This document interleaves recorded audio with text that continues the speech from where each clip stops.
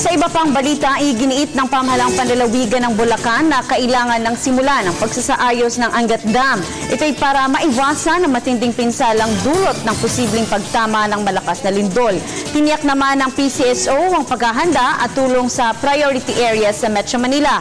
Narito ang report na aming kasama si Alvin Baltazar.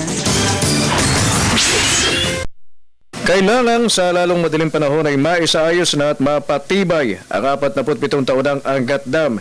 Ito ang binigyan din ng pamahalang lalawigan ng Bulacan sa gitna ng peligrong nakaamba hindi lang sa nasabing probinsya kundi pati sa Pampanga at Metro Manila sakalit abutin ng epekto ang dam ng The Big One. Sa pagtaya ng Bulacan government, bukod sa napakalaking pinsala dulot ng nakaabang na malaking pagbaha, sinasabing 90% din ng water supply sa Metro Manila ang mawawala.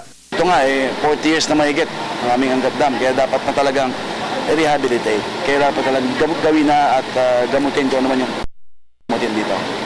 Samantala, nagbigay naman ang kahandaan ng Philippine Charity Sweepstakes Office o PCSO sa pagbibigay ng mga kinakailangang ambulansya sa mga tinaguriang priority areas dito sa Metro Manila sa harap ng pinangangambahang lindol.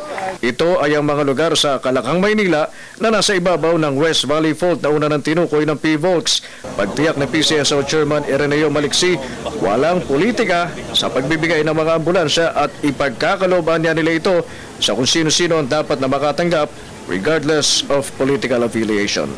May mga priority yung binibigyan natin ng tulong Basta nasa priority, binibigyan namin.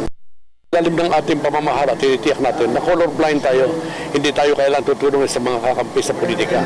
Sinasabing 2008 pa dapat gawin ang rehabilitasyon sa dam dahil sa ilan umanong leakages na nadiskubre dito. Napagalamang naalog na rin ang Angat Dam ng landslide na nangyari naman noong 1986. Para sa Telebisyon ng Bayan, Alvin Baltazar.